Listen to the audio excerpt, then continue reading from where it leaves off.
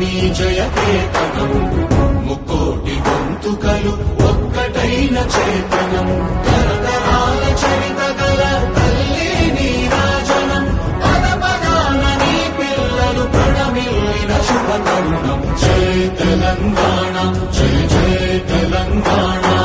జయ Telangana జయ జయ Telangana